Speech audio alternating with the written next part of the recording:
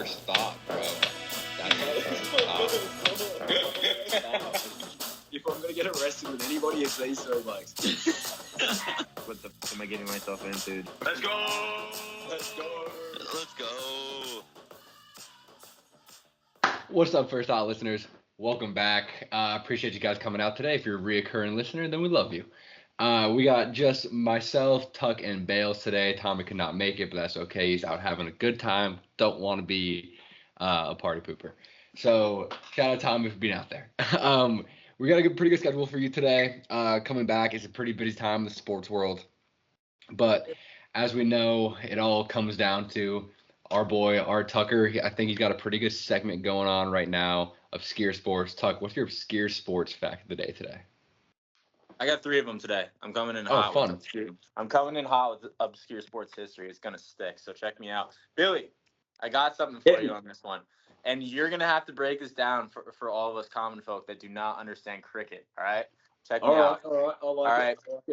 All right, check me out. English batsman Harold Gimblett scores 123 in 80 minutes on his county cricket debut for Somerset CCC versus Essex at Frome. I don't know what the hell that means, but give me a quick breakdown. Quick rundown. Ready? Time out. 25-second breakdown. Go. 25-second breakdown. The league they're playing in is the County Cricket League in England. He scored 123 runs in 80 minutes. Super quick. That at the time, did you say what year it was? 1935. 1935. That's unheard of to score that many runs that fast. Let's go. All right. My guys. Will Chamberlain of basketball, if you will. Carry on. Yeah, perfect. Love that. Okay, so moving on here. 1942. New York City. Not a good year. Sorry, not a good year. Wild year. It's about a time with not a good year. With what you're thinking. 1942. New York City ends night baseball games for the rest of World War II. And was the war broadcasted on television? Was there television back then? I can't remember. I don't think so. I want to say the first war that was on television was the Vietnam War. I agree with Bailey. I think that is a fact. Dude, you might be a Jeopardy winner. Yeah, there's a little bit of war history in my brain. You know, I love that. Shout out T. Scott. Yeah, bit of war history. I think. Yeah, because if you think about it, we've all seen the videos with. Forgive me for not knowing the name of the song, but the.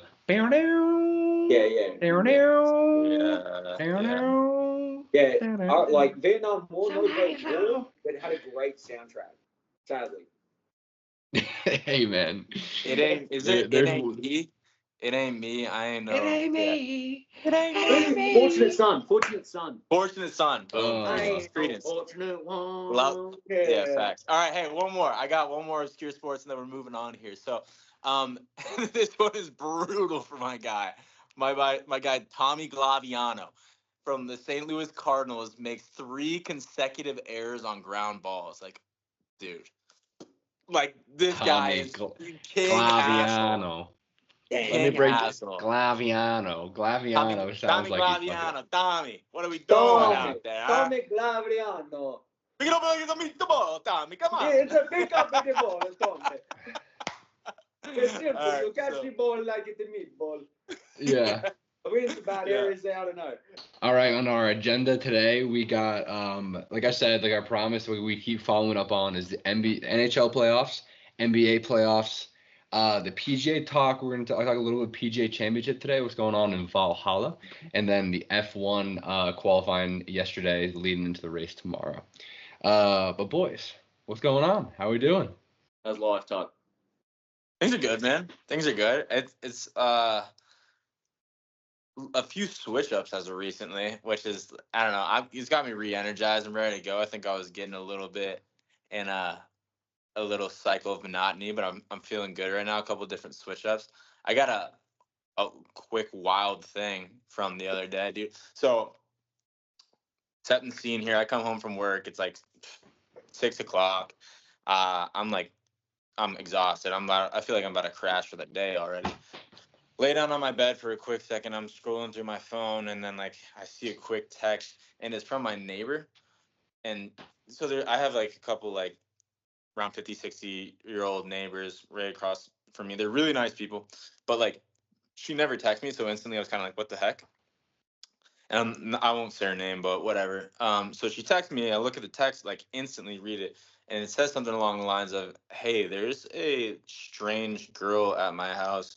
Are you home?" And then instantly, I'm like, Tucky man, I don't know, like I don't know what my superhero name would be, but I'm like I got to spring into action here. So instantly, I like I run out of my house. I walk over, and they had left their garage door open because I live in like like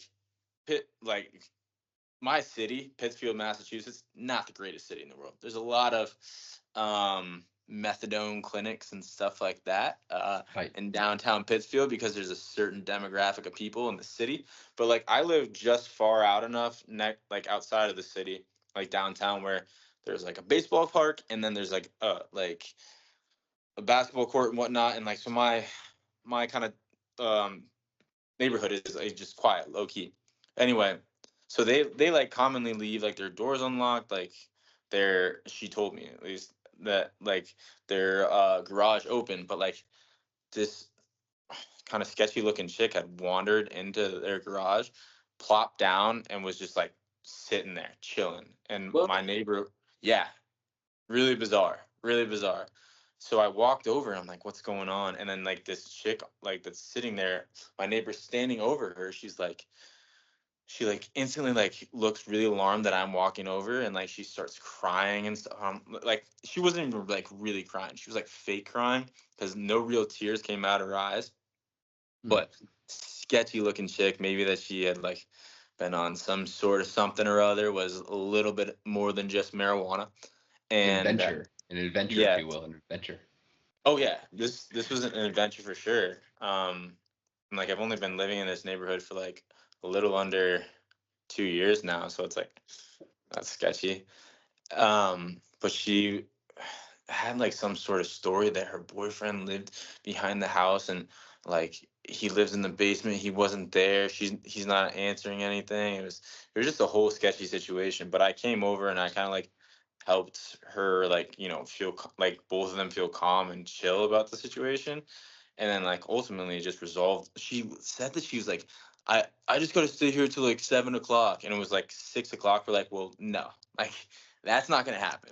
That's weird. Like you cannot. We don't know where you're gonna go, but you can't stay here. Like that song or whatever. But yeah, but like so eventually, long story short, like she got up, walked away, and like don't even know where she went. But we just watched her leave and like made sure that she left. And then just the other day, fast forward like another week, like my neighbors, she texted me. She's like, I got something for you. So they got me a little 4-pack of these IPAs, and hell we yeah. got a little bit of bonding with the neighbors through a weird situation. So I feel good about it. That's cool.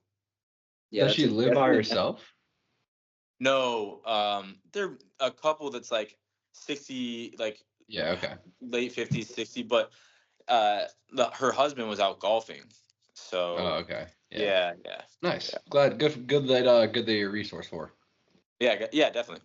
Bit of muscle top. Yeah. Hell yeah. That's awesome. Sure. Shout out to Tucker for being here today. Bailey, as I alluded to in further earlier episodes, for those that don't know, Bailey is a professional football player in the CFL. I do want to hear a little bit about camp. I haven't caught up with you in a little bit, and it's Yeah, about for to be sure. football season. It is dawning on us. I sent a video in the group chat earlier today of SEC football hype. I am Yeah. like so romanticized about football. I want to hear a little bit about what you got going on. Yeah, man. Camp started the other week. Sorry to the listeners that I wasn't here last week. Obviously, a super busy schedule.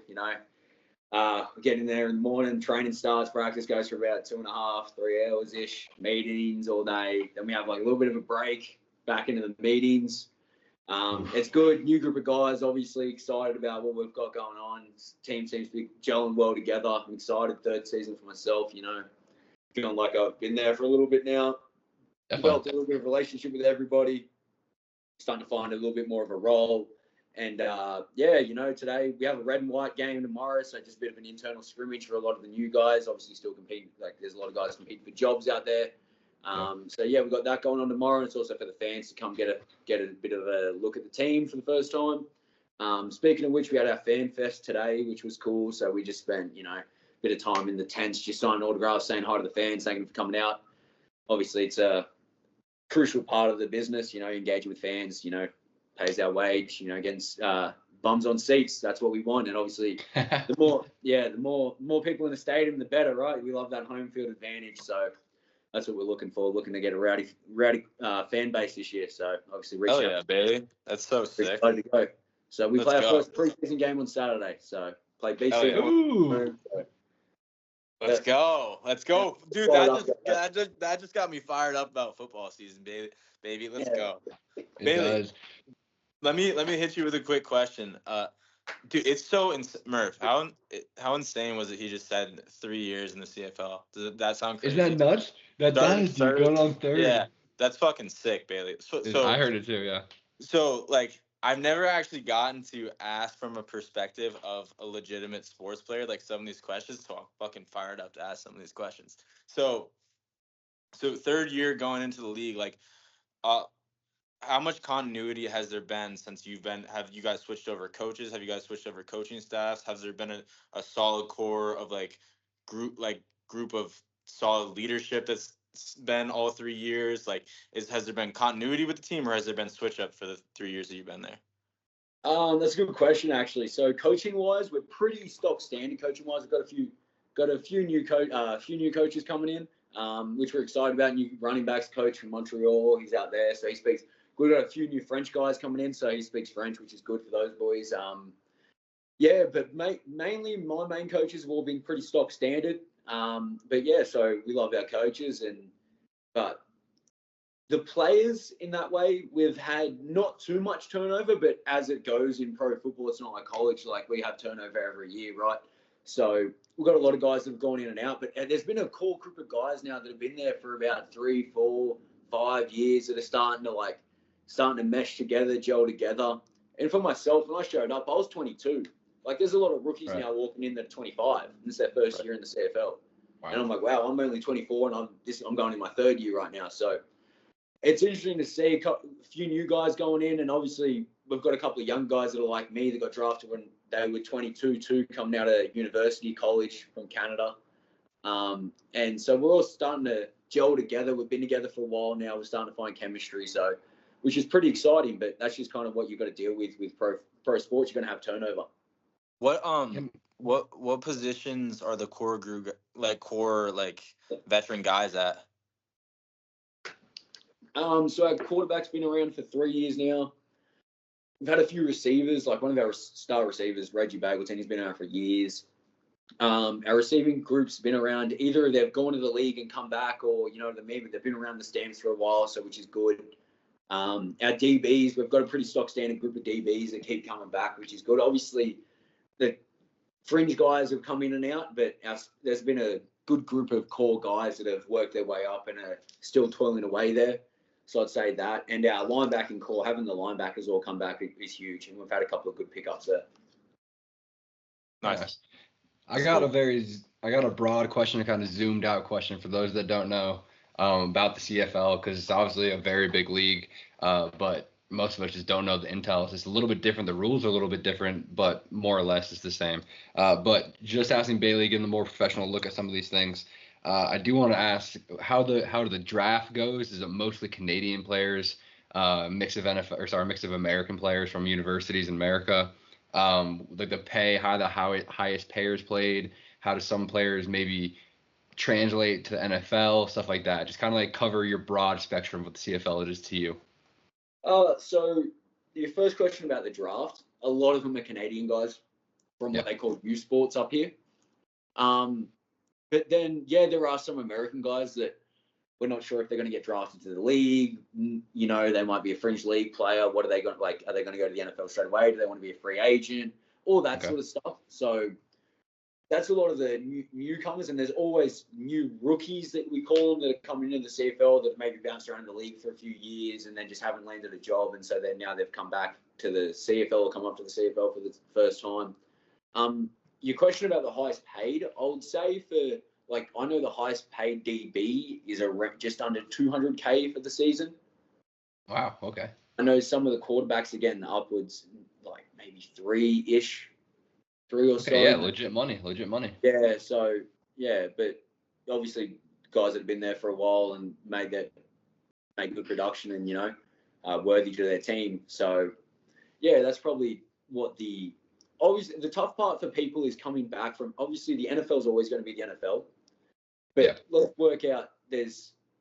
When you asked about the draft, right? In the CFL, there's a ratio rule, the amount of Canadians and Americans you can have. Oh. So all the Canadians that we bring in, they're not actually marked against the cap in preseason, like marked against the roster players. You can have extra Canadian rookies. So, Okay. and on the field, there's a certain amount of rules of how many Americans you can have playing, certain amount of players, how many Canadians, etc. So there's those type of rules, and there's not that many jobs available. There's only 9 teams up here, and there's 44-man rosters, and about 20 or 22 are Canadian. Wow. I did not Then know you that. think about how many guys have already, like I know players that get offered league contracts from being up here, but they don't want the insecurity of the instability is the better word of going back down there for a maybe again. Right. You know what I mean? Where you can stay up here and they can be comfortable in the teams they're in and they've already got an established career. Because with football, there's a lot of guys what I was trying to get to is that come up from the league and then come here and then they just expect to walk into a job. But there's not that many opportunities available. And in football, it's all about opportunity, right? Right. So that's the tough part. There's not that many jobs going around every year. And so people come up here thinking it's just going to be all this and that, but it's a little bit more, hey, there's not that many jobs available. And if you want to start actually making money that you're probably making down south, you got to be here for a while. So that's a challenging part for a lot of people come across. But dude, I love that. That's a great breakdown of it. Like that made me understand more about it. I didn't know there's only 44 roster spots. That blows my mind. Yeah, we'll definitely have to get more into the weeds with the CFL, like understanding the CFL as we go on, because the boys are making a trip up the 4th of July weekend to fucking go catch a game in Hamilton to watch Billy play. So fired up about that. So I'll start to learn the game a little bit more so we can actually like legitimately know what the hell we're talking about when we get up there to see you. Dude, that fires me up. Let's go. Yeah, there's obviously rules and stuff. Only 3 downs, and there's different kicking rules and stuff like that. Yeah. But it's all football. Yeah, it's all football. Yeah. Murph Dog, what's good in the world? I mean, quick catch up for your boy. What's going on? I mean, work. Went to the lake today with my dog. He's over there. He's all pooped right now. He's tired out. He fucking loves the water, which I'm glad I got a water dog. Not too much. I've been watching college lacrosse playoffs are on. So it's pretty good time for lacrosse. Dude, speak to the college playoffs and whenever you feel like. I want to hear a little bit about it. I haven't been watching. Yeah, I mean, let's hop into it before the schedule. I think this is kind of our freedom time right now. So today, Maryland, Duke played, and Georgetown, Notre Dame played. Notre Dame's the 1 seed for those who know. So they rank 1 through 8, or there's only 8 seeds in the college lacrosse playoffs. Sorry, but more teams get in. They're just not ranked. They don't do the rankings at the end of the season that way. But it ended up being that it was ranked so perfectly this year. 1 through 8 made it to the second round. So there's 16 teams that make it, but all 8 teams that were ranked all won. All the favorites won in the first round. Kind of cool. Not that doesn't always happen. That's so crazy. really good lacrosse this year because this is the last year of COVID students. So really good lacrosse is being played. So Duke was the number 2 team. For those who are not familiar with lacrosse, they have Brendan O'Neill. He is the best lacrosse player that I've ever seen in my lifetime. He is the most dominant college player. He played on the Team USA when he was I think he was 19. Just ridiculous. The guy is next level. He won all 4 years at Duke without a championship. It ended today. Maryland, number 7 Maryland. They were down the entire game, tied it up 11-11 with 1:30 left, and then won by 2. It was incredible. Their face-off guy had 3 goals. It was the best game that I saw. What's his name again, sorry? Brendan O'Neill. He plays attack. He was drafted first overall in the PLL draft to the Denver Outlaws. They now have home cities. PLL's starting to take off a little bit, is it? A little bit. They got Little bit. just under 500,000 followers on Instagram. Yeah. Players are making around 25 to 30K, health benefits and everything. They only play during the summer. It's like a 12-week season, something like that. Okay. So they're getting there. They also have something over the summer that's like on 1 week basketball style lacrosse. 1 week of it. It's awesome. It's Olympic. It's the new Olympic style lacrosse. Lacrosse is coming to the Olympics. I think either this year or the next. Okay. Which is Yo. exciting. Going back to Brendan O'Neill, Bailey, like quick comp for you, Bailey. This kid is like LeBron, literally. Yeah. Like Yes. like that. I don't like from what I know a ton, but like the fact that I'm seeing it with the little that I see lacrosse and like That's right. he's the Yeah. LeBron of well, like another good comparison would be like Zion, like just like phenoms before they make it to pro sports, and like he's a tank too. Murph, what is he, like 6'4", 230, something crazy? Something Oh, like that, and yeah. he's jacked out the wazoo, bro. Yeah. He like Yeah. I've seen him play in person. I was lucky enough to see him play in person, and I was like, like the hype's real, this and that. And you say this, and you always hear about this kid, but you never actually see him. I want to the ball, everything he does is quicker. The stick in his hand, it looks like a twig. Like Yeah. it is just he snaps everything faster. The ball goes faster. He runs like a 4.4, or Mhm. maybe even faster than that. He's that big. He just runs through dudes. His stick is insane. He picks up ground balls one hand, just like does everything he wants. He just every game he scores like 3, 4, 5 goals. He's just He's better like- than everybody else on the field. He scores Yeah. scores behind the back. He scores around the world, in between the legs, outside rip, inside, lefty, righty, does not matter. He's just Yeah. like he's just a machine. He's a machine. He's like one of those like just freak athletes that comes around every so often. Just decided that he was going to play lacrosse. Like he could be a freak athlete at like whatever he decided he was going to play. But I think he played football in the past. Yeah. He went to St. Ace in Long Island, which is like notorious for just producing these kids. But more catch up on the playoffs.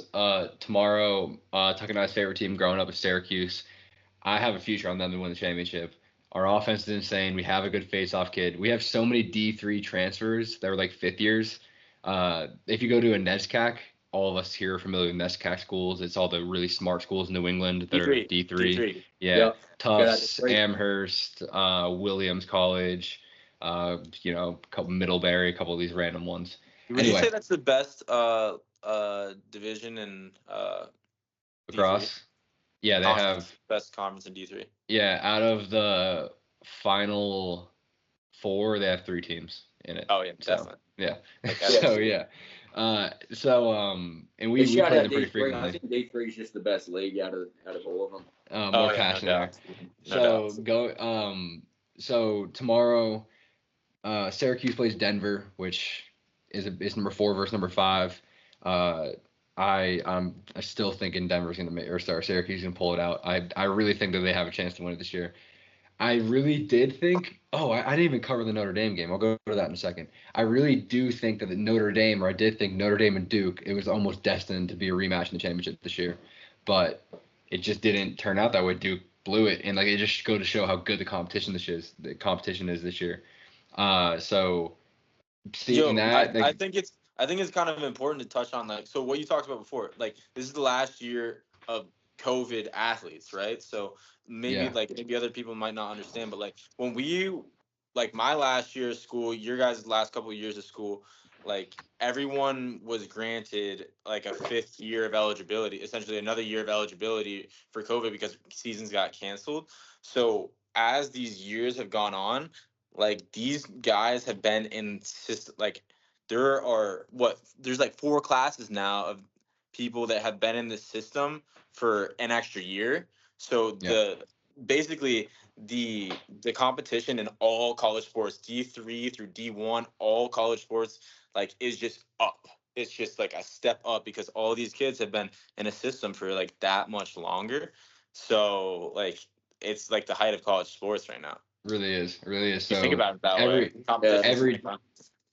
Every team in this Final Four, this Elite 8 right now going on has these 5th-year players that are like, that's the guy. Like Brendan O'Neill, like he's one of them. A couple of guys that get transfers. All these teams have transfers. It's like like just like kind of picking up free agents. All of them are making impacts. Like I'm saying, a bunch of these D3 kids are coming up D1 making impacts. That's why I'm thinking Syracuse pulls it off. Our face-off has always been lacking. That's why we've been like haven't been able to make it, even when we've been ranked number 1 in the past. And our face-off guy is legit. Our goalie is legit, also D3 guy. One of our captains, 3 of our like 5 captains are D3 transfers.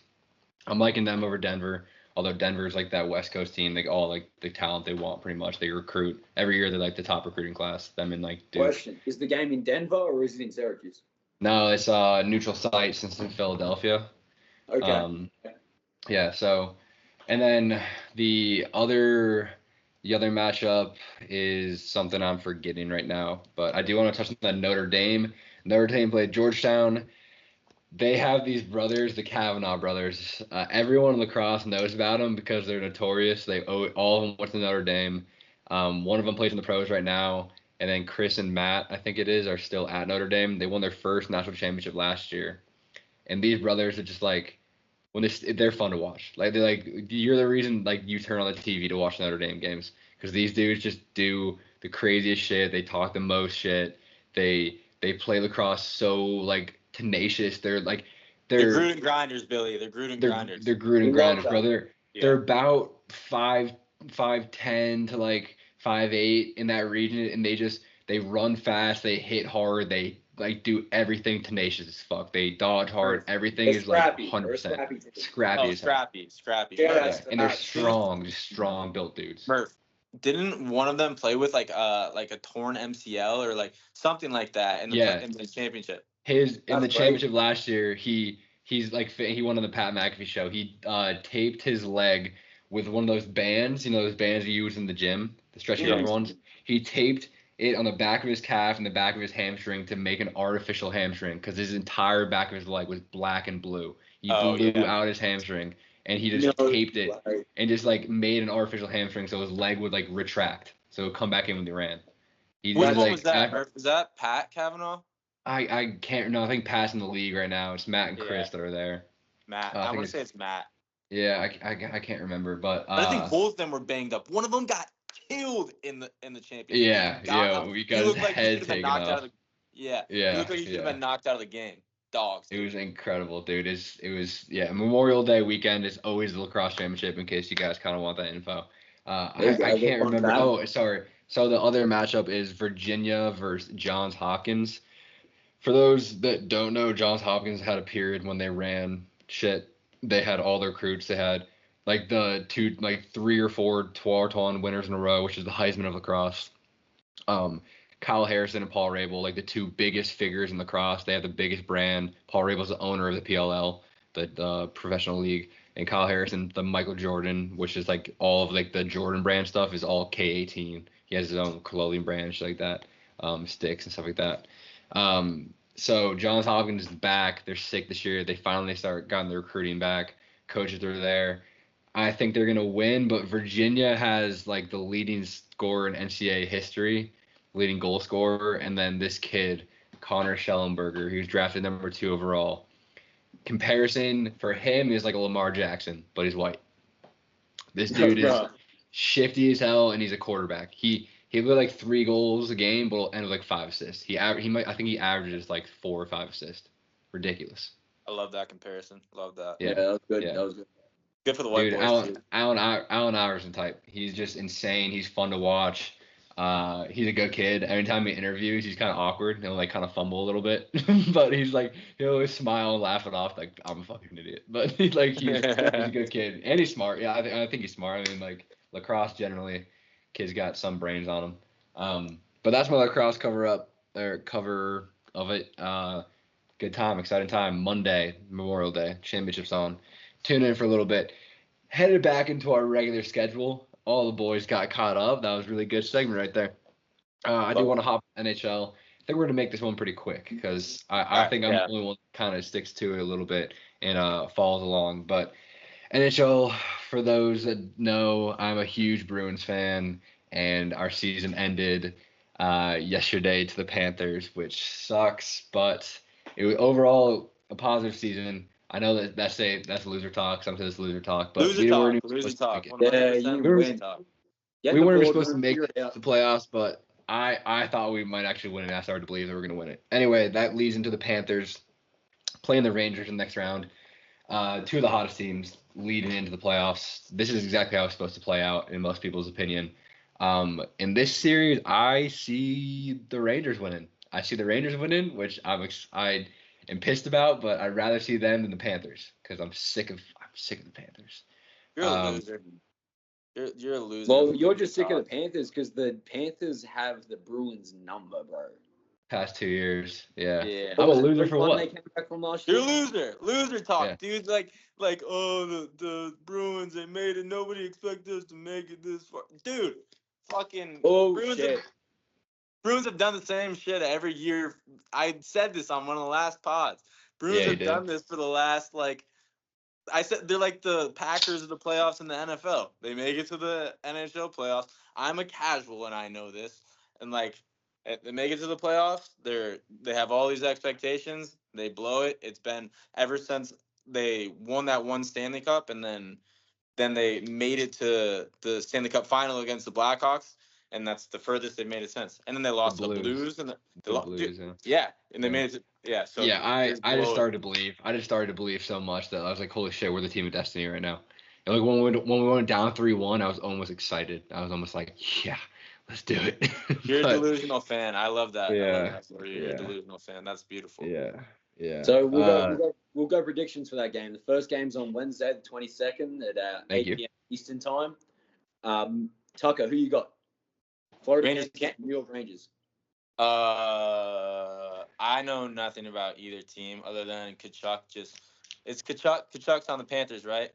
Yes. Absolutely demolished the Bruins last year. So I'm picking Panthers. There you go. 3-2. 3-2. 3-2. That doesn't win the series, brother. No. Oh, I thought we were picking first game. Oh, sorry. No, I'm talking series. Yeah, Series, okay. series, yeah. Okay, series talk. I've heard the Rangers are a wagon this year. I say Rangers in 7. Rangers in 7. Murphy, I'm guessing your Rangers too because fuck the Panthers. So how many? I'm Rangers. Yeah, quick breakdown of the Rangers, quick cover of it for those who don't know, who want to cover it, who want to learn a little more. The Rangers have won the President Cup, which is the highest scoring team in the league. Okay. Best offense, and that is notoriously a curse for them to lose. Most teams don't make it past the second round, so they already kind of broke the curse. They've won. They're proving themselves. They've won an OT. It's just like a team that's kind of like. The President's Cup was the best record in the league. It's the best. You get points per win and tie, win and draw. Does that make sense? So you get. I think it's 2 points for wins and 1 point for draw. So they have the most points. That makes sense. I thought points was just goals. I'm done. I think. No, I think you are right though. I Yeah. think scoring the most points in a game, people give out points. Yeah. So I couldn't. Yeah. Honestly, we need to look a little more into that. Do a little research there, Tuck. Get back to us on that. I'll get back to you. So anyway, the Rangers are kind of wagging this year. I think I'll take Rangers in 7 as well. I want to say 6. Well? I want to say 6. I'm gonna say 6. Okay. All right. Yeah. So then if we want to throw it over to the West Coast while Tucker does a little bit of research for us. I got you. Hold Here up, we go. Real quick, I got you.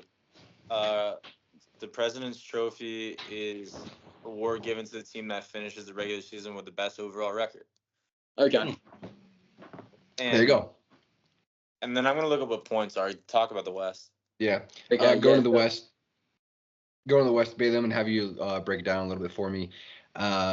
We got the Dallas beating the Avs. Dallas, who I said earlier on, I think they're my favorite to make it. And it was them and the Avs, and them beating the Avs. I think the winner of the series is almost guaranteed a spot in the Stanley Cup because Edmonton versus Calgary right now is just kind of like a shitstorm of the tournament. It's very fun to watch. They're scoring, but both their goalies are kind of trash. But Bailey, give me kind of the breakdown of I wanted you to hold on. Check me out real quick. Okay. So I think hockey and soccer are similar in the sense that they do their rankings by record. So 52 and 30. And then points are however many goals they've scored the entire season. So at the end of the season, both of their records are the same. So they're both 52 and 30. and then they differentiate who's the higher seed by who's had the most points. There you go. Awesome. Good breakdown. Awesome. Check Love me it. out. You like Yeah. that? Yeah. I do. All Checking you out there. Love that, Tuck. right, Bills.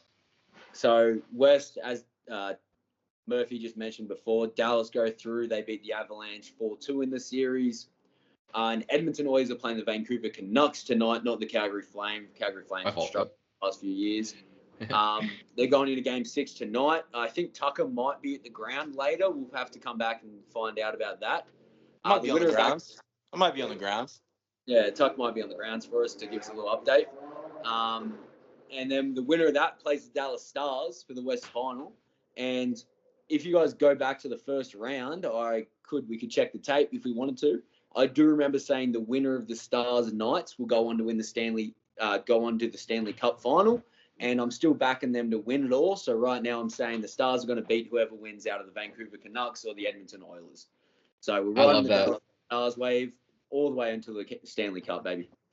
I love that. I love that, Bales. I do think that you're right. I think that this Edmonton, Vancouver, thank you for the correction. This Edmonton, Vancouver is just kind of like, they're saying this Vancouver team is a team of destiny.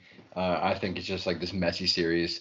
Connor McDavid needs to get a goalie. I mean, that team, like Edmonton is due for success. They're due for Stanley Cup, but their goalie stinks. And then going to that, I think you're right. I think your original prediction of the Dallas Vegas series, Hey. like that was I kind of fed you that. I don't mean to be. If we really want to look back at the tape, you gave me you pointed, you gave me the signal, you told me to flip, Yeah. I came down, I lit up the out. Yeah.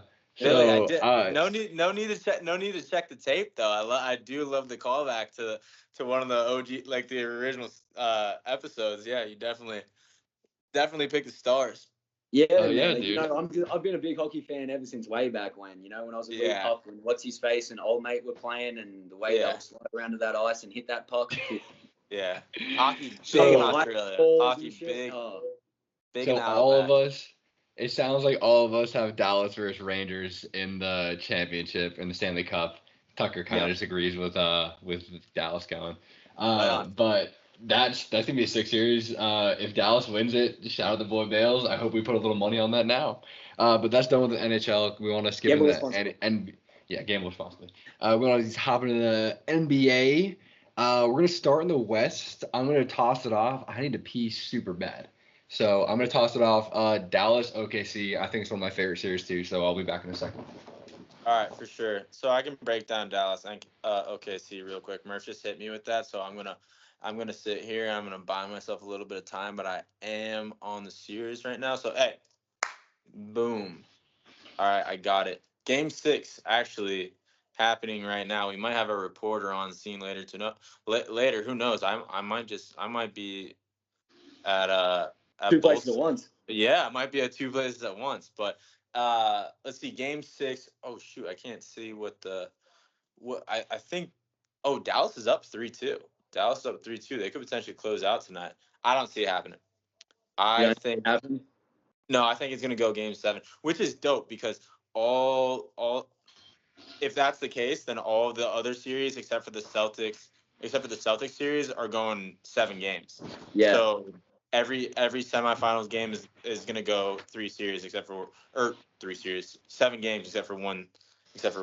one. So that's dope.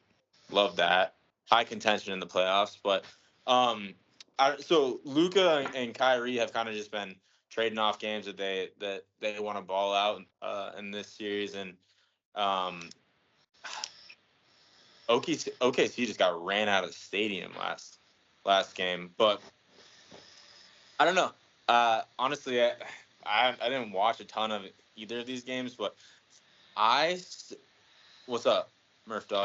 I got a little bit on the series. I watched a little bit of it. Oh, hit it. Kyrie hasn't been doing Kyrie. He is effective. Like you can see how he's impacting the game.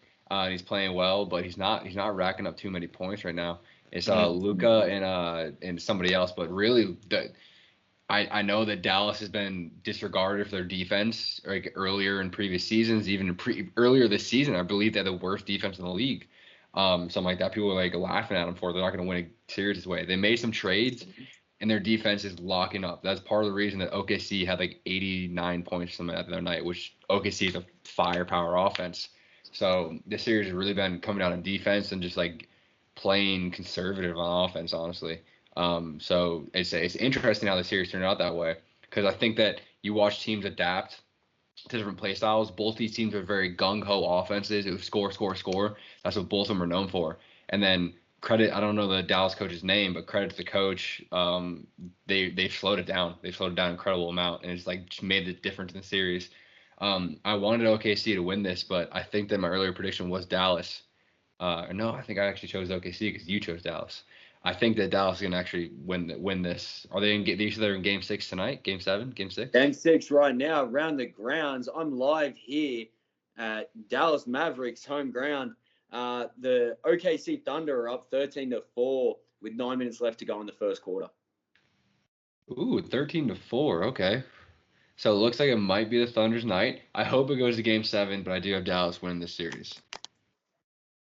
I can't remember what I said. I think I said Dallas in 7. But for some reason, I'm gonna flip my prediction. But I'll hold firm on that just because I'm gonna grab my nuts and say that's what it's gonna be. What it's gonna be. But if I didn't, I might be looking at OKC. I don't know. OKC just got like when they're young guys that aren't like they got young good pieces like Jalen Williams and Lou Dort. Yeah. Like great players. So I don't know. I feel like their starting 5 is legitimately better, like all around than Dallas's. But like Luka and Kyrie are the 2 best players on the. This is what I said. Yeah, Luka and Kyrie are the 2 best players on the court. So legitimately, they can take over whenever they want to. So I think it goes down to Game 7. Luka, Kyrie take over and fucking finish it out. I like that. Going to the next series in the West. So it sounds like we got Dallas. Bailey, do you got one for us? The prediction between Dallas and OKC?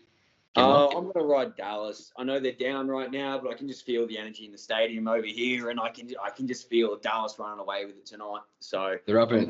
Yeah, I like it. So continuing the West. Denver, Minnesota, which has turned into like the series of a lifetime. This is the most interesting series in the playoffs right now, I think. I mean, Pacers, Knicks is nice, but this is awesome. It won 0-2, 2-2, and then Denver won 3 in a row. Minnesota came back with a dominant performance at home, locked up on defense. Jamal Murray, supposedly the second best player on the Nuggets, looked like absolute dog poop. It was terrible performance. This series is awesome. It's going back to Denver for Game 7. I don't know who's gonna win the series. I don't know. I still home and away does not seem to matter right now. It's just incredible stuff. Yeah. No, it's just so fun to watch. It's like there's just electric player. Dude, the league is so good right now. NBA is so good. Oh my god, like it's insane. They've kind of like gone away from like the whole super team thing, and you actually like legitimately have to make a good team that works fundamentally together. But how did they do that? How did they change that? Oh, I mean what, Murph? I got on this. So the cap has changed. There is a luxury tax which they've added, which is the Lakers have all the money in the fucking world. Lakers, the Celtics, the Knicks have all the money in the goddamn world. So there's a luxury tax that if you overpay these players, you pay extra taxes on anything that goes above your cap. So they don't, like, a lot of these teams can't afford to pay. Most teams in the league can't afford to pay the luxury tax on these things, and it's kind of like getting above the cap is kind of like frowned upon, right? So it's all these smaller market teams are able to match that pay that people are wanting. Not every team can pay $40 million for a LeBron, for Anthony Davis, for Andrew Edwards, or I can't think of his name, Jason Tatum, all these players. Anthony Edwards. So how is that different? So baseball does a similar thing with the luxury tax, right? But obviously, I'm guessing there's just more money in baseball, so teams are just happy to pay absurd amount of money. More money in baseball, and it's the same. It's the same thing, like you just said. It's the same thing in the NBA as it is in the MLB. So there's like the small market teams kind of get. Sometimes people think the small market teams kind of just get, swept under the rug a little bit. while the big market teams, LA, New York, can pay for the big players, pay for the bigger lineups, and attract more attractive free agents and stuff like that. So usually big market teams win more, but there's those exceptions. Like was it last year or the year before that the Bucks won? Like, you get a generational talent like Giannis through the draft, and you build like you if what it's starting to shift back into in the NBA is like building up through the draft and mixing in a couple free agents here and there. So Okay. So I did look it up to get a little bit better for clarification. MLB has like that unlimited luxury tax, right? They can just like Yankees and Dodgers are always going to be those top two teams.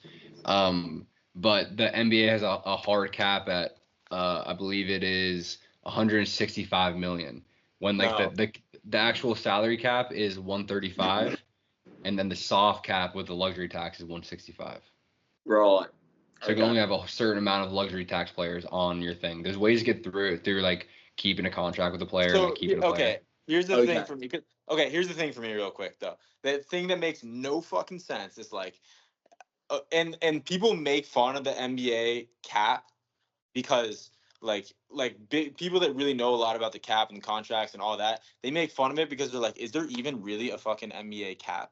Like, what is it? What is the okay? So the hard cap is 136 million. The salary cap maximum is 136 million, and then there's a soft cap threshold of 165 million. Like, what does that mean? Might as well just have the hard cap at 301 million, right? Yeah. Like, Yeah. Right. it's kind of a goofy thing, and Is it there a seems way like there's some to get around like third-party deals and stuff? No. Bailey. So here, hold on, real quick, and then I'll let you get to it, Murph. But like, there's things like within these contracts, like with these big market teams that they'll like make like basically like side parts of the contract where like these players will get up to X amount of money in these endorsements and like so like it's diff. There's loopholes. There's so many loopholes within contracts. Obviously, right. So it's bullshit. But like, anyway, Murph, what were you saying? No, so it's not that 301 million, it's not 136 plus the 165. It's that 136. So say you have a LeBron who's 50 million, he's surpassing the luxury tax. You can reach that number, but that is making your now cap 110, and then after that it subtracts from that. So like, so you can only LeBron takes up a third of the roster. If you want to put it that way, like he takes up a third of the roster, and like. And it's not like it's not the full $301 million you're talking about. They can only pay up to that, but everything after 136 they pay a tax on. So more than half of LeBron's what you can actually get to with the extra taxes on top, right? Right. So more than half of LeBron's contract, if we want to put it that way, could be on tax. But they also have Anthony Davis, which is probably adding to that, and the rest of the pieces of the team. But there's an extra you can add an extra $29 million in it up to that. So like on contracts, trying to bid for players. Does that kind of make sense? Yeah.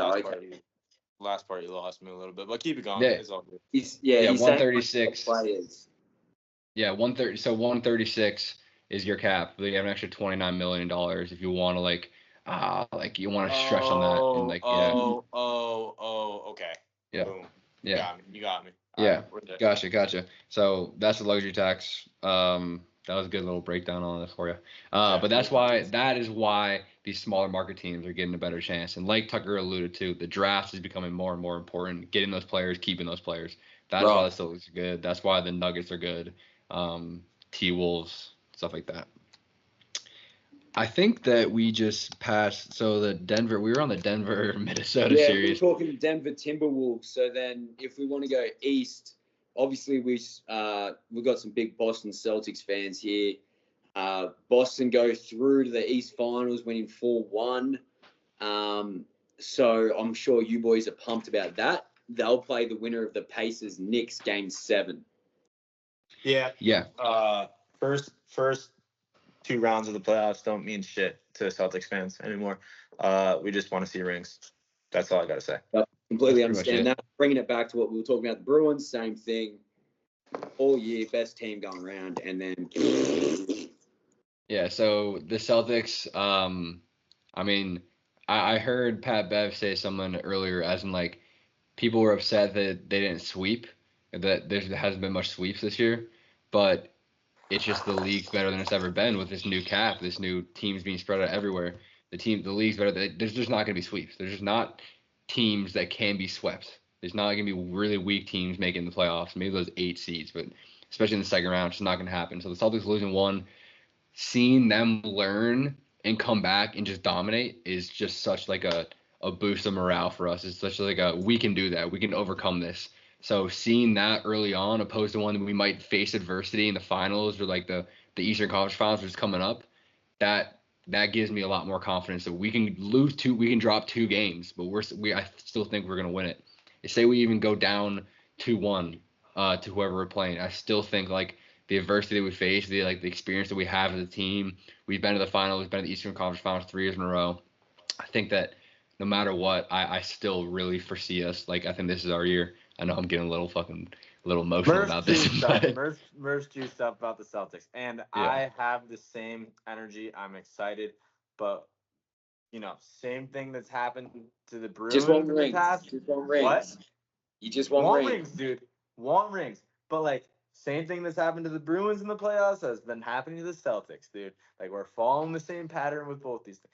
And dude, I just want Jason Tatum to be a certified fucking killer, like he should be all day, every single day. I don't want like playoffs, all like 30, 40 point performances, all 24/7. Give it to me every single time, dude.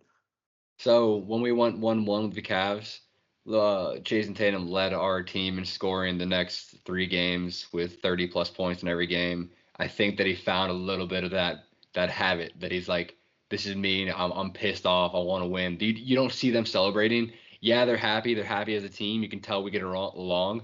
But after wins, even after we closed out the series, you didn't see a single person clapping or anything. It was kind of straight face on to the next. It's like.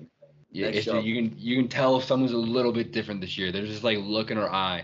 Joe Mazzulla, the most like he's very good at like finding those little takes, but he's super uncomplimentary.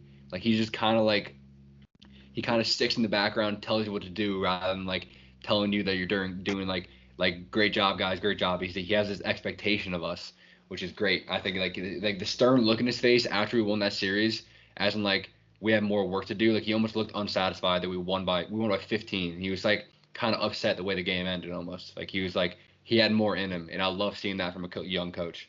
So I'm fired up. Like Tuck said, I'm just very fired up. Yeah, love to hear it. Love totally the pack. Love when the boys are fired. Juice. Yeah, but going to that Pacers. Hounds, and we never won't be Juice Hounds. Never won't be Juice Hounds. Love that. You're right. Indoctrinated in like, it. Could you throw me to an around the grounds because the Mavs have brought it back into it? Hell yeah. And we are going to around the grounds with my boy Bailey. Bailey, give me the update on the game. Yeah, so we've got the Mavs coming back strong here. They're brought the lead back down to only 1 for OKC. So it's 20 OKC, 19 Dallas Mavericks. 3 minutes here to go in the first quarter. So I'm excited to see what happens here, guys. Back to you. Hell yeah, brother. That's a great breakdown for us. Going to the Pacers Knicks series, we're in Game 7. This series is super fun because the Knicks are beat up, but they're a scrappy team. Sorry, I got Siri popping up. They're a scrappy team, so they're making it happen. And the Pacers are like this young, exciting team with Tyrese Halliburton and Pascal Siakam and like these guys that are playing these role positions that are just kind of filling in. It's a really fun series. It's trading back and forth, but overall we'll see the Knicks just gutting it out in Game 7. Yeah, Jalen Brunson, certified dog. He's I don't know. He's the one thing I think.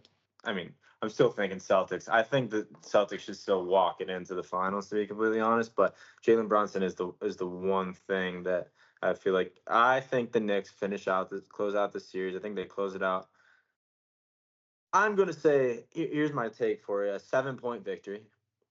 7-point victory. Jalen Brunson's gonna dog it up. I think the Pacers might need like another like couple of years or so, but I don't know. But you got the Pacers with the 7-point victory. You said no, Knicks 7-point victory. With the 7-point victory, I'll just let you know right now the spread on ESPN Bet is at -3.5 for the Knicks.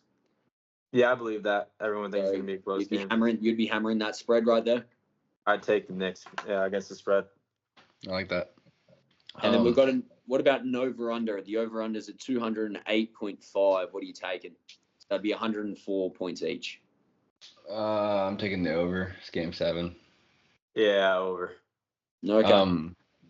But I like this game a lot. I mean, it's super fun. We alluded to Jalen Brunson just being this dog. Like watching him play is like it's another player. You watch him play. It's like, dude, the ball's always in his hands. Like we speak about usage rates and it kind of being a negative thing sometimes, negative connotation around the league. James Harden one of the highest usage rates, and it's whatever his team was on, he just wasn't getting it done. Jalen Brunson has one of the highest usage rates, highest minutes. The dude just gets it done. He's a general on the floor. He has this locked in look at all times. He's always in the game, never looks nervous. I like watching him play, but like we said, they're just playing the Celtics. We just got so many defensive pieces that even if we're on Jalen Brunson playing, I imagine Drew Holiday has that matchup first team like consecutive years, isn't that defense? Not this year, but he got traded, so. But I just see that matchup not going so well for him, and then everybody else, Chris back and whoever else. I think that overall our defense will be too overpowering. Jalen Brunson has that DNA that I want Jason Tatum to have. I think if Jason Tatum had that Jalen Brunson DNA, dude, then he would be unfucking stoppable. But I've seen glimpses of it. But that covers our NBA. I think we all have the Knicks coming out of this. It sounds like. We'll sound stupid if the Pacers win, but that'd be also just as exciting. You know what? So, Fuck you guys. Fuck New York. Pacers. There you go, cunt. There you go. Let's go. Facts. Bleep that one. But yeah, going into this, we're gonna do a quick pause for our sink or swim. We're getting the updates from the boys of our sinks. We're always ending with our swims, so we're swimming of the week. We want to end with some positivity. Do we have our sink or swims ready? Some of us have them ready. Anybody raise their hand? Billy, not Billy. I mean, Murph Dog. Start us off hot with the sink or swim. Okay, yeah, dude, absolutely. So my sink right now is that I'm finding a place to live. Rent is coming up June 19th, I think. I might have to extend it another month. So my sink is always dealing with whether you're living or moving. Moving is a pain in the ass. That kind of sucks, but it is what it is. Kind of just, got to deal with it. Got to figure out a place. Got to make a commitment somewhere. And then dealing with work where I'm going to live. But that's the sink. But ending with a swim. Tuck and I booked a trip to Paris yesterday. It's super good deal. Pretty fired up on it. Just kind of going with that same theme. It's summer right now. Memorial Day's coming up. Maybe Tuck and I do something for that. If not, then I might meet my parents in South Carolina. I mean, it's just summertime right now. It's just super exciting. 4th of July, I'm kind of already planning that out. I'm fired up. That's my swim. I'm kind of in a positive attitude. The sun being out so much. Pass to me. Give me the mic. Yeah, dude, Tuck, give me the mic. Tuck, give me your sink or swim. I'll take the mic. I'm gonna take the mic. All right, bet. First off, I'm gonna Murph swim. Fired up about that. We kind of just were like, you want to do something this summer? And then he asked me if I wanted to go to like Virginia Beach, and then I said, what did I say? Ocean Beach, Maryland. Ocean City, Maryland. Yeah. Whatever. I was like, yeah, one kind of similar kind of vibes. And then I was like, dude, fuck it. I gotta make it to Europe. So I just started looking up crazy flights, and I literally just looked up like cheapest flights to Europe, and then I found this map and booked it through a janky website, but got in there, cheap ass flight. Murph and I are probably going to be flying in the freaking lavatories. We're going to be or on just the wing backpacks. or something. On the wing or something. Yeah, so we're gonna dog it out. We're gonna have a good ass time. So I'm fired up about that. Oh yeah, that fires me up, boys. What? I said that fires me up. Yeah, it'll be sick. All right, what's your sink or swim? Yeah, back to it. Sink. I got a couple things. I don't know. Yeah, I'm gonna hit it with this. Interesting. I had this little thing going with Chicky not too long ago, and she has watched a couple of the podcasts, so I'm a little bit worried about this, but I'm gonna toss it out there. Broke things off with the Chicky not too long ago, earlier this week, but I was didn't see it for the long term. I think it's best for the both of us, and moving on. Moving on from a relationship always sucks, but honestly, like, I'm excited for a little bit of a new beginning. And then my swim of the Yeah, week. end of the swim. End of the swim of the week. We want to hear the Dude. positive stuff. I got a little bit of swim for you. I'm not terribly down about it. It is what it is. We push on. But swim is I got a race tomorrow. I'm running a half marathon, and Yeah, baby. hell yeah, baby. Oh yeah. I've been training for it for a little bit. Nothing overly crazy, but I feel really confident in my Murph. You want to share with the group? I'm feeling very confident in your running. What are you talking about? No, I'm saying your snackies, dude. You're Oh, I'm cranking sorry. shit I'm up. sorry. I didn't know that was making noise. Yeah. No, but yeah, I don't know. I feel really confident in my half marathon ability right now, and I'm looking to set a PR there. So hell yeah. How many dude, miles? 13? 13? Yeah, 13.1. Dude, I was all right. Quick side story. I was running around a track today. So there's a track conveniently, literally probably a mile from me. So I run to the track and I just ran some laps around the track today. It was nice outside. Got the shirt off, feeling good. And there's a few people doing some laps around the track, just walking. And there was this mom and this little baby boy, black family, black mother and son. And this little baby boy, he was so cute. He was probably no more than 2 years old. He's doing one of these wobbles as I'm just running around. But he was running. He was trying to get some work. He was trying to get some work in. Mom's lagging behind a little bit, and she just watched him go. Pick it up. Yeah. And I'm kind of just trotting by, and I say to the mom real quick, I was looks like you got a track star in your hands there. But the thing is, I thought they were supposed to be fast, dude. I was dusting his ass. I was dusting him. I was he had no chance. He had no chance, dude. I was smoking. I was trying to be nice that she's got a track star, but dude, I was leaving him in the dust every time. So. If he has dreams of playing at Bama when he's older, he might want to pick it up a little bit. That's all I'm saying. Hey man, you're in northern Massachusetts or whatever it is. I wouldn't have the expectation too high. Facts. Yeah, so that's my sink or swim of the week there. I love it. Billy Boy, give us your sink or swim of the week. All right, boys. So my sink or swim of the week, it's going to be dependent. I'm either going to be sinking or I'm going to be swimming. And the question is, you're going to be sinking or you're going to be swimming? McLaren. Love it. I love it. McLaren, mate. Second and third for the start of the race tomorrow at Emilia Romagna. Apologies if that's not the correct pronunciation, but that's the best I got. But yeah, so sink or swim McLaren. I'm putting the ball in their court right now. P2, P3. Figure it out, boys. If you really want to be one of those top teams, let's see what you got. You're riding or you're dying with McLaren right now. So that's either your sink of the week or it's your swim of the week. Is what you're saying. That's what I'm saying. That's my sink or swim. I like that. I like that. So you're riding with McLaren. A little different this week, but are you hopping on the McLaren bandwagon? Or you're hopping on with me? Yeah, I'm hopping on with you. Obviously, I've got to show love to Oscar Piastri. Hell yes, dude. And since we're there, is it all right if I just segue into the? Absolutely, go for it. Yeah, so since we're now talking about the F1, that's why I kind of wanted to go last on my sink or swim because I'm riding on McLaren right now. Obviously, we love the homegrown Oscar Piastri, P2. Pretty fired up about that. Obviously, I think Lando's a little bit quicker with a little bit more experience, so I assume he'll probably catch him with Lando starting at P3 in the second row. But yeah, the shocks of the qualifying that just happened today. Perez didn't make Q3, had a little bit of an error in his hot lap. Ricardo, love the homegrown again, gets into Q3. We're fired up about that. Alonso, P19. What's going on there, Alonso? We're not happy to see that. We love Alonso. So, and I find it kind of interesting. It comes back to McLaren is McLaren really a top team now, Murph? I've got to ask you this, or is it just a phase? And my follow-up question with that would be, is Mercedes now just falling to a top of the mid-pack type of team? And before I let you go, Murphy, I'll just mention the qualifying teams, how they finished here. Red Bull racing first with Max Verstappen. Then it was McLaren, Ferrari. Then you had Mercedes.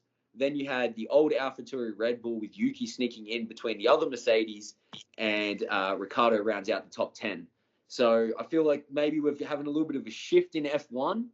So what do you have to say about that, Murph? That's a really good segment. I definitely would love to comment on this. So I appreciate you shouting out the McLaren boys and tag along. Piastri is just kind of this stone cold, doesn't complain, never comes on the mic and says anything, just like super silent dude. But I actually have an update for that. Piastri got a penalty for blocking Magnussen during qualifying, and he is now dropped to P5. Appreciate so you. it is now, yeah. So it is, and they were just off of Max. So for reference, for other people, Max normally qualifies a half a second or a second above everybody in qualifying, which in F1 terms is about 50 to 100 yards above other people. It's just incredible how much he's doing. Anyway, Dog. Yeah. I love Bergie so much. We got to see her face. I love Bergie's little update on the F1. Yeah, people are listening for Bergie, but I like Bergie. But hi Bergie. But just for the listeners out there, for when we do get on Spotify, just practicing. Bergie's Murph's dog, beautiful dog, about a pup. Yeah. How old is he now, Murph? 8 months. 8 months. So still a pup. Yeah, still a pup. But yeah, so Piastri dropping down, but Piastri out qualifying McLaren. But like I said, Verstappen qualifying this quickly above people like in and out every single week. This week was different. McLaren was 0.079 and 0.094, some seconds behind. So they're just on his tail. So to your point, I think McLaren really is a competitor. Max is going to win it this year, undoubtedly, and he probably will continue to win it knowing Max. But I really think that McLaren is in the running for the Constructors' Cup, which is the overall team points. I think they really could honestly maybe win it this year if Sergio Perez continues to F up. Yeah, quick point. Yeah, talking about the constructors there, Murph, a great point.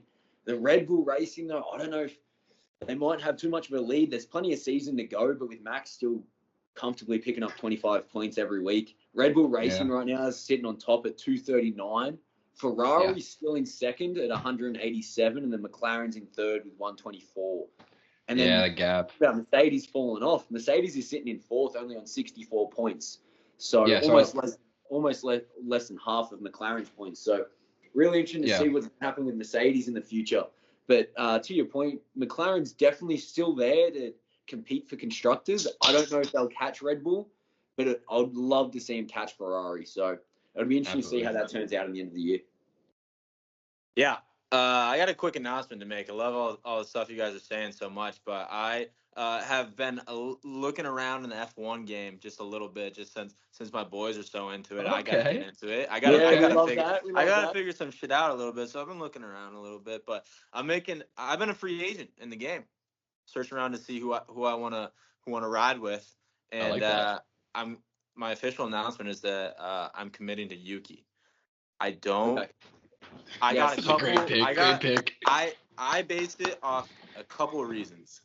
One, Yuki is a cool name. I like the name Yuki. It's pretty fire. Yeah. So that's cool.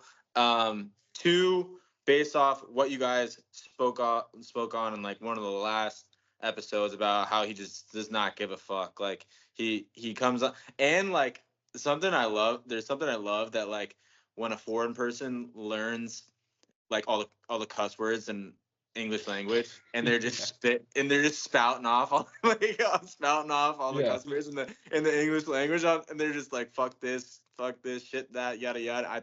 I think that's hilarious. So my guy, I'm riding with Yuki. That's a good pick, Tuck. Yuki's I think he's coming up on contract soon. He is, so he's coming on contract, but it's definitely looking more so likely like he's almost a lock to re-sign.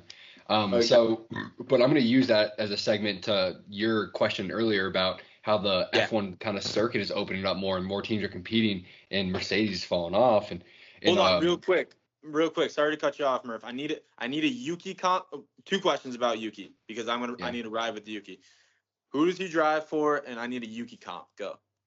Okay, so Yuki drives for AlphaTauri, which is now what is this like? It's like Visa. It's Red Bull. It's Red Bull Visa Cash App now, which is honestly just ridiculous. I'm trying to find where I wrote this down. Give me a fill in. Give me a Hold fill on, in. hold on. So, I got you. Tucker, So, I'll just so, let you know. so, so, saying, hold on, really quick. Since you're saying we're the Visa, Red Bull, Cash App, Baker's, University of this, that, or the other, like, does that mean we have no shot? Do I pick a So guy that's that's never Yeah. gonna what fucking I'll win? go with you. So he Yeah. technically drives for Red Bull Racing's feeder team. So Red Bull I like Racing that. own that. That's why it's got Red Bull in the name. Uh-huh. So that's where they use their Okay. younger driver. So technically, I think his contract's still with Red Bull. Yeah. So Bailey's correct on this. His contract still with Red Bull. So Red Bull, Mercedes, and Ferrari all have feeder teams. So really, there's only three teams that have two teams. So Ferrari has Mercedes has Williams, and then Red Bull has Red Bull Visa Cash App, and then there's McLaren is separate and Aston Martin is separate. Okay, so hear Um, me out, right? Hear me out real quick, because they trade off teams. These guys bounce from teams and whatnot, right? So hypothetically, Yuki balls out. He starts like getting in. Yeah, Yes. I guess. Hold on. I got a couple things that I'm figuring these out as we go. All right. So definitely. he balls out. He starts getting like higher places than what people think he's gonna get. Will another team recruit him? Another team could potentially recruit him and to get him out of his contract, Because but it is also the potential of him to get promoted to the Red Bull seat.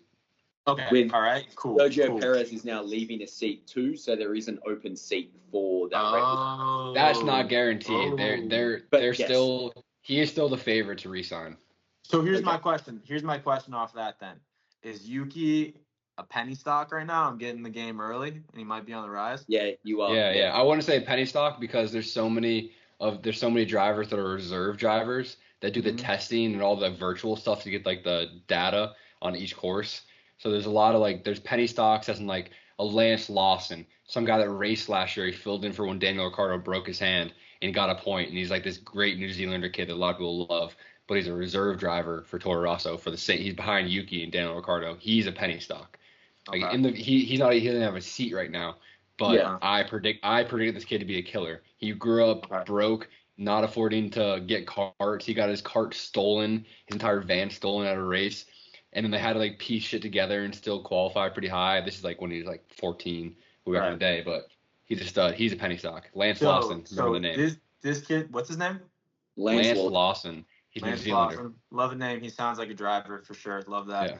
But Hell yeah. so Lance Lawson's a penny stock. Yuki is a mid-tier stock. Yes. People kind of predict him to be good enough to like always be in F1, but I don't think he's winning a championship. He's too unpredictable right now. But he's young. He's 20. He's 22. Yeah, Maybe and that's he's what I was going to say. 23. You got to realize a lot of these drivers are Yeah. still early 20s. Yeah. Right. So, like, I think Young Max man's is game. 25. Yeah. Yeah. So, like, these Well, that's blokes, tough for yeah, the Max rest of might the field. run it for another 10 years. Yeah. You know? Right. And, like, Exactly. But So- dude, there's a before I carry on with this kind of rankings, I want to kind of move on the conversation. But Max Verstappen had a quote earlier today. So right now he's racing at this Mola Grand Prix in Italy. Pretty big, pretty legendary.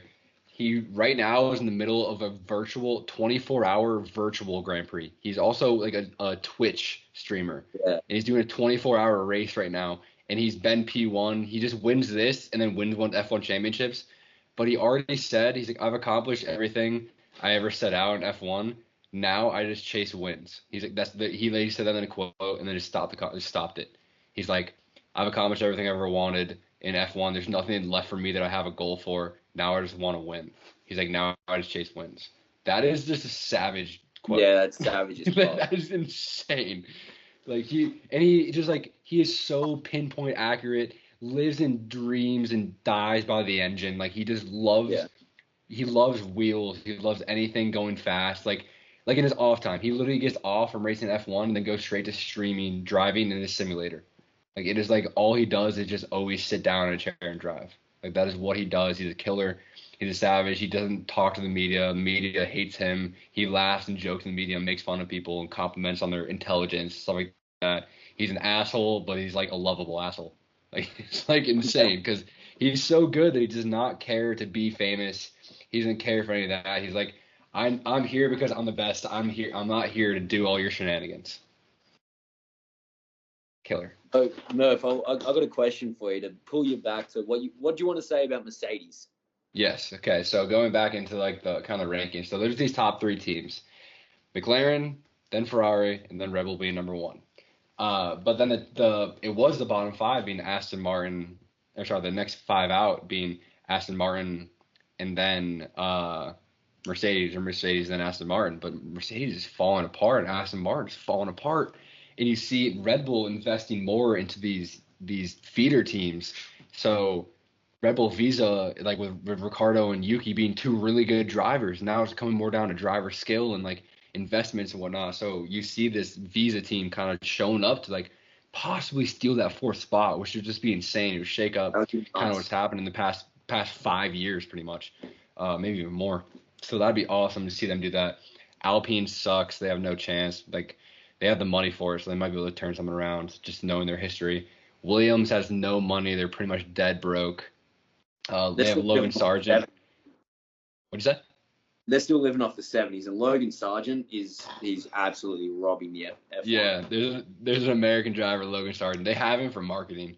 Like he just collects like an American audience, but he sucks so bad. He is so fucking bad. Like it is insane. He finishes. He pretty much his average position, my guess, would be 18, and probably only because people have crashed out. Like he is dead last and everything. He is embarrassing. Like if everyone American. makes the race, he's gonna finish. He sucks. So Williams sucks. Haas is pretty solid. So of those bottom teams that no one really talks about, it is Haas, Visa Cash App, Red Bull, Red Bull's two team. So Haas, Red Bull's two team, Williams, and then Sabre, Kick, and Alpine. So those bottom five teams are kind of just like no-name teams. Sauber has like they kind of like this. They always run a tight race. Like it's like they kind of get fucked here and there. Their car breaks down, this and that. Like something like they can achieve a point every now and then. They can steal one. They're always kind of a threat. And that Visa Cash App team is probably the best of that bottom team. Then probably has, then Alpine, and then clearly Williams is just the worst in the world. So that covers out like that bottom half of it, but it's really like up for the grabs. Those top five or those top three teams are going really crazy, and then that bottom three tiers is where you're going to see some movement, and then the bottom four is just whatever. So it goes like 1 through 3 is interesting, 4 through 6, and then the rest of it is just whatever. That's F1 talk, baby. I love it. That's F1 talk. I'm a big F1 guy now. Yuki. Hell yeah, we are. Following after F1, I wanted to hit on the Scotty Scheffler talk. We're talking PGA first, PGA Championship overall, but the Scotty Scheffler talk is the talk of the town right now. So I think it's the first kind of topic of conversation that we kind of want to hit. I mean, the dude got arrested. Apparently the cop slid on his car for 10 yards. I imagine that Scotty was just driving and the cop hopped on his hood. But, like, there's a fatal crash outside of it, so they weren't letting cars in. Scotty was trying to get by to make his practice time, and then, lo and behold, the cop interrupts it and arrests the best golfer in the world. Yeah. God, that was a bad day to be a cop right there. I think there's two parts to the scenario that, all right, one being, all right, Scotty, probably a little thumbs up there for the boys. One being that, like, Scotty probably shouldn't have tried to go around traffic, but he was trying to get home, get some rest for the They were next trying day. to get there. What? So they were trying to get to the course. So what was happening was they were stopping traffic, but they were meant to allow caddies, players, and media. Okay. So they were meant to go around, and they were the only ones that were meant to be going through. And obviously this cop didn't like that. He just decided, screw this traffic. I'm Wait, just going to go. They were trying to get in? Yeah, they were right at the gate in the morning. Wait, he gets arrested how long was Scotty in jail for? So he was arrested at like 6 a.m. and then his tee time was at 10:10 or 10:08 or something, and he made it. Yeah. So I didn't realize that, and that takes away my two takes. But I didn't realize that they were supposed to let caddies and players through. Oh, Yeah, then they okay, were. that changes my perspective entirely. That like my first two thoughts were, okay, maybe Scotty shouldn't have just gone around the traffic, like, and maybe the cop was doing the right thing by like trying to slow him down. But my second thing was that this cop just was OD, way overdid it, dude. Like way overdid it. Like, why are you trying that hard to do so much? I get the severity of the situation, 100%. But dude, you're grabbing on someone's car and getting dragged. That just sounds like you're doing the most. And you Yeah, have you're to, doing way too like, much. and I feel like, and I also feel like you got to know the situation at hand, right? Like, you got to be briefed on the fact that what you said, right, Bailey? That there's gonna be PGA players and like some certain people got to be going around. It's like if you're throwing cuss on this guy, like you got to know, like have some feel, my guy. Yeah, no, Yeah. it was absolutely nuts. So I actually do have a little bit of a fun fact on Scotty Scheffler. So he has this one caddy. Excuse me for not knowing his name, but I can't remember. So he has this one caddy that always caddies for him, right? And he has been caddying for him ever like for a while, and ever since Scotty's been on his amazing run. Today, his caddy flew to his son's college graduation, and Scotty shoots a +2. Absolutely destroys himself on the leaderboard.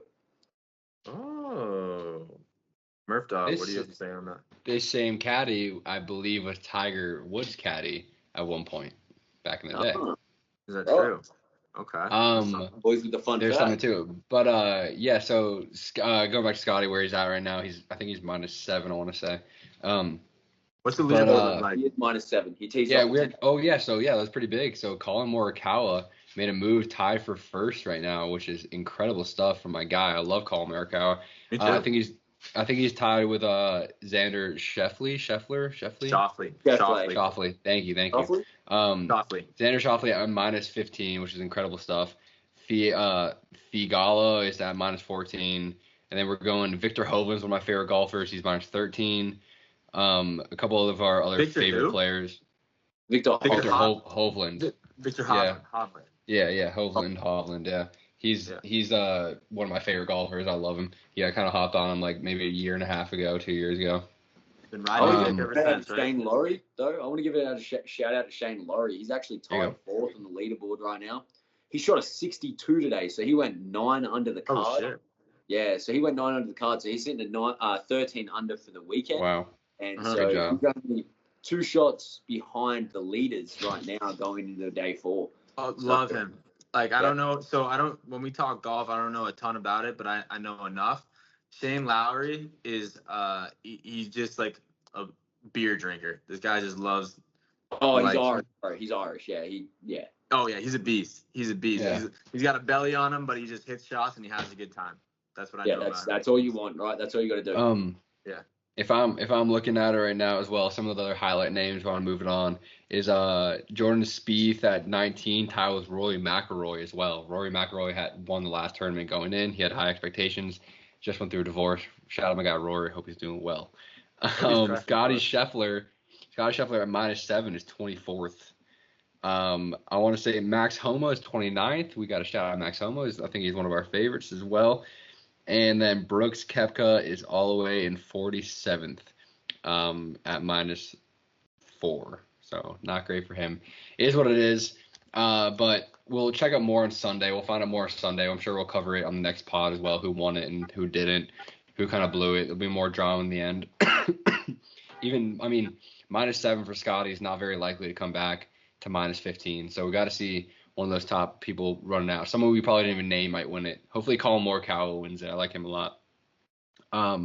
But moving on from F1, we got one of these segments as well, which we kind of I think we did it last week. It was like podium. We wanted to do who's on your podium for this. It's gonna be kind of your 1, 2, 3 rankings of whatever the topic is. This one, I got a pretty simple one prepared for the boys. I thought we'd break it down, make it really easy. Don't have to strain your brain. Who's on your podium for seasons of the year? Fall, winter, spring, summer. One gets cut, but give me your top ones. I'm gonna start with Bailey. I saw his wheels turn right away. Like he almost might have had like, yeah, I have my top one here right now. Bailey, who's on your podium for seasons of the year? So I'm gonna think living in New England for a few years, because New England you get a lot more seasons than I would in Australia. Say winter's barely a winter. Yeah. So ranking off that, I'm gonna go summer at number one. Love the summertime, outside, just good weather. Football for me right now. Football's in the summer, so absolutely ripping that up. Good weather's outside. Number two, I'm gonna say the fall. Makes me feel like, G-Bear days, walking around campus, leaves are changing, good leaf change in New England. So I enjoy that. The weather's nice. It's not too cold. It's not too hot. It's not super rainy yet. And going on not being super rainy, I'm going to say my number three has to be winter. Although it's cold, and saying New England, it's not that cold compared to Calgary. So I'm going to base it off that, in the fact that that's my number three, because I know in the spring, man, you can get some rain, and it gets that ice rain, and it's just no fun for anybody. And it tries to trick you, making it think it's summer, but it's not yet summer. It's still winter, and then it's really hot the next week, and then it'll snow, and it just pisses me off. So I'm going to have to say, sitting on top, getting the gold is going to be summer. Silver goes to fall, and I'm going to give my bronze to winter. Facts. There you go. Well done. Well put together. All right, Todd, give me yours. Yeah. You want me to go? Yeah, go ahead. Go ahead. Take it away. So I'm pretty similar with the Bale kid right here. I think summer is just like I'm a sunshine kid. Tucker and I grew up in Arizona. It's like, I mean, Arizona doesn't have seasons by any means, but just like the summer coming out, this feels like this extra feel of freedom. You don't want to be at work. You want to be sitting in the sun, doing whatever it is as much as you can. The lake is open. Going to the ocean is more accessible. Being out, walking around town just feels nice. I mean, I love the summer. And lacrosse is kind of peaking right now too, so it kind of hypes me up. But just like the expectation of summer, feeling like you're gonna go do something is the best part of it. Like what's gonna happen excites me. Then number two, I have fall because of football. That is like my reason. I love the trees changing and being able to throw on a hoodie and stuff, but it is about football. It really is like football. Fall almost was my one just because of football. Like watching those first week zero games in college football, like having a beer. I have a football that I bought that I keep in my living room just like to toss around. Something about just like sitting my ass on my couch all Saturday, and then hopefully like not like football. NFL starts a little bit later, but that very first Saturday, and there's always like a game on Friday night as well. Yeah, oh God, I live for that. It was almost my number one because of that. And then number three coming in my podium spot, my bronze is gonna be spring because my birthday's in the spring. Spring break used to be fun. We used to go to Mexico all the time. I have positive memories about that. A little bit like sunshine, like down here in North Carolina, it can hit the 70s and you can like go out and like, you can go by the lake, but you might want to go in. It might not be cold. Wearing your t-shirt, your first t-shirt and your first shorts of the summer, or sorry, of spring. It's kind of like the illusion that you're throwing yourself that summer's starting when you get that first spring. So I get excited for that. I'm not a winter guy. Living in New England, I've found out the extra layers I prefer not to throw on. But Tuck, give me your podium talk. We probably already stole them. We probably the combination of what we've had. You probably have, but give it ours. I'm gonna mix it up a little bit, and I think this one entirely depends on obviously it entirely depends on where you're living in the world at the time. But like the past 5-6 years, I've been living in New England, so I'm gonna hit you guys the New England podium talk here. So, and I'm gonna go 3, 2, 1 as opposed to 1, 2, 3. So 3, I think